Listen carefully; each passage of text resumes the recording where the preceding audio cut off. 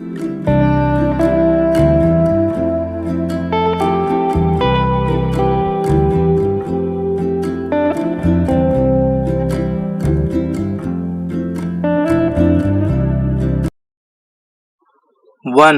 To three start. उपाध्यक्ष महोदय, राष्ट्रीयकरण पर बहस चलती जा रही है। मैं राष्ट्रीयकरण से भयभीत नहीं हूँ। न मेरा यह विश्वास है कि उससे हमारी सभी कठिनाइयाँ दूर हो जाएगी। मेरा विचार है कि राष्ट्रीयकरण में किसी भी प्रस्ताव को दो कसौटियों पर कसने की आवश्यकता है। पहले तो यह कि हमें देखना होगा कि उससे सार्वजनिक क्षेत्र को देश की अर्थव्यवस्था में महत्व का स्थान मिलता है या नहीं। दूसरे, हमारा दृष्टिकोण यथार्थवादी और व्यवहारिक होना चाहिए। किसी भी मौके पर अगर कोई निजी स्वामित्व वाला उद्योग राष्ट्रीय हित के विरुद्ध काम करता है तो उसे सार्वजनिक संचालन में लेने से हमें हिचकना नहीं चाहिए।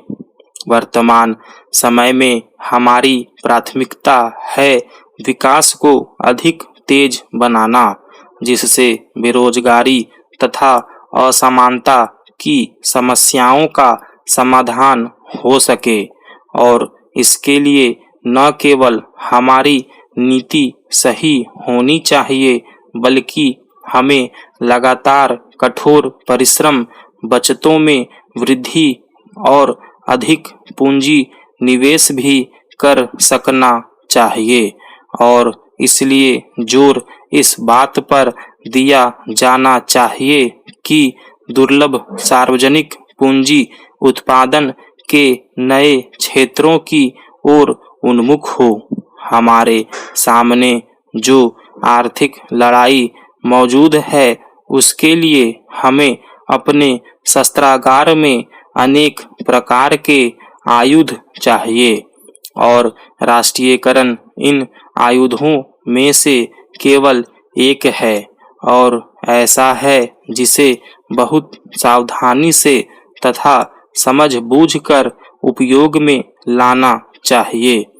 यह है पृष्ठभूमि जिसमें मैं माननीय सदस्यों से आग्रह करूंगी कि वे बहस के दौरान दिए गए विभिन्न सुझावों पर तथा अर्थव्यवस्था के विभिन्न क्षेत्रों में राष्ट्रीयकरण से संबद्ध संशोधनों पर विचार करें। जैसा कि बहुत समय से पिछली बहसों के दौरान होता रहा है, केंद्र राज्य संबंधों का, विशेषतः वित्तीय संबंधों का मामला भी उठाया गया है। इस समस्या से संबद्ध विभिन्न मामलों पर विभिन्न मंचों के माध्यम से संसद में तथा राष्ट्रीय विकास परिषद में भी विचार विमर्श होता रहा है। उन पर योजना आयोग तथा प्रशासनिक सुधार आयोग जैसी विशेषज्ञ संस्थाओं ने भी गहराई से विचार किया है। मैं नहीं समझती कि राज्यों और केंद्रों के हितों में कोई टकराव है। दोनों को ही यह दायित्व सौंपा गया है कि वे अपने अपने कार्य क्षेत्र में जनता की भलाई के कामों को आगे बढ़ाएं। संविधान के अंतर्गत केंद्र को राजस्व के कुछ स्रोत आवंटित किए गए हैं और हमें समान नागरिकता और देश के अंदर माल तथा सेवाओं के मुक्त आवागमन को निश्चित बनाना है। उपाध्यक्ष महोदय, राज्यों को काफी छूट है कि वे स्थानीय समस्याओं के हल के लिए अपने विशिष्ट कार्यक्रम तैयार कर सकें। राष्ट्रीय विकास परिषद में राज्यों को लेकर जो निर्णय संयुक्त रूप में किए गए हैं, उनके अनुसार अब केंद्रीय सहायता एकमुश्त ऋणों और अनुदानों के रूप में दी जा रही है। अब प्रश्न यह रह जाता है कि राज्यों के ये कार्यक्रम हमारे राष्ट्रीय ढांचे में कैसे समायोजित किए जाएं, जिससे वे बुनियादी उद्देश्यों की पूर्ति कर सकें। जैसा कि माननीय सदस्य जानते हैं, केंद्र सरकार से लगातार पूछा जाता है कि वह पिछड़ी जातियों समेत पिछड़े क्षेत्रों और ग्रामीण जलपूर्ति जैसे मामलों के लिए क्या कर रही हैं। लेकिन अगर केंद्र के पास कतिपय अधिकार न हो तो वह इन जिम्मेदारियों को कैसे निभा सकता है। यह भी शिकायत की जाती है कि बड़ी संख्या में गांवों में अब भी पेयजल का कोई प्रबंध नहीं है। अगर आप पेयजल की पूर्ति से संबद्ध समग्र प्रावधान को देखें तो आप पाएंगे कि हमारी योजना में यह पर्याप्त रूप में विद्यमान है।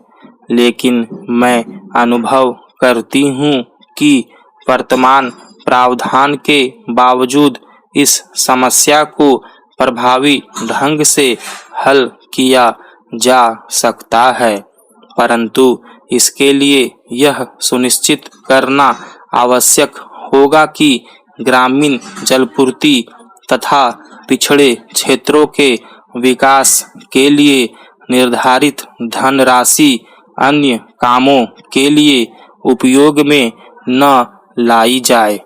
लेकिन दुर्भाग्य से ऐसा कभी-कभी होता है। जब हम पिछड़े क्षेत्रों की बात करते हैं तो हमें याद रखना चाहिए कि तथाकथित विकसित राज्यों में भी ऐसे स्थल पाए जाते हैं जो पिछड़े हुए हैं, और हम जिस नीति का प्रस्ताव करें वह ऐसी होनी चाहिए कि ऐसे सभी स्थलों का वे कहीं भी क्यों न हों और ज़्यादा तेजी से विकास हो सके। वित्तीय संस्थाओं की नीतियों को भी नया रूप दिया जा रहा है, जिससे वे ऐसे क्षेत्रों में उद्योगों के विकास में सहायक हो सकें। और जैसा कि राष्ट्रपति के अभिभाषण में कहा गया है, ये सभी योजनाएं तभी फलदायक होंगी जब इन सभी क्षेत्रों में विकास के लिए आवश्यक पूर्व तैयारी तेजी से पूरी कर ली जाएगी। माननीय सदस्य ने योजना के पुरानी पड़ जाने की बात कही, लेकिन मैं सच कहती हूँ कि मुझे समझ में नहीं आता कि इसका ठीक अर्थ क्या है। आर्थिक क्षेत्र में राष्ट्र के सामने तात्कालिक कार्य है। स्टॉप।